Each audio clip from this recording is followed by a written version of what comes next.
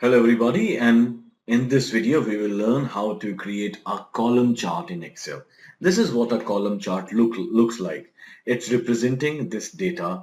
We are having 4 quarters over here. Here are the sales figure and here are the targets. The targets are shown in orange and the sales figures are shown in blue. It's a very good chart to use, and it's very simple to create also. To create a chart, a column chart, you need to select the data, go to Insert tab, and in this icon, choose a column chart. You can have a 3D column chart also, and you can have a stacked column chart also. So a column chart, use this chart type to compare values across a few categories. All right. The order of categories is not important. All right. But over here, from my experience, I've seen it usually takes the order in precedence according to what is mentioned over here and does a pretty good job.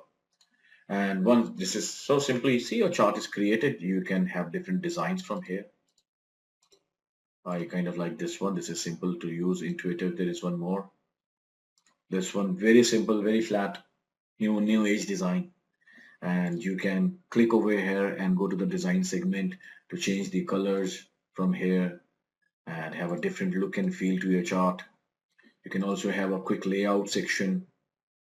See, there are different layouts. So you can use this also. You can also go to the format tab and use all these options to have different designs, colors, customization, the way you want it. The sky is the limit for customization. Sky is the limit, I can tell you. And if you need to do further customization, you can click on this tab and work on style and color. You can work on the renaming of this data, editing this. You can do a lot. Just experiment. You can change the chart names. You can remove this. Just click it and delete it. See, I'm pressing Control Z to bring it back like this. You can do whatever you want. A lot can be done. This plus symbol opens up a new horizon itself. Just everything has its own options.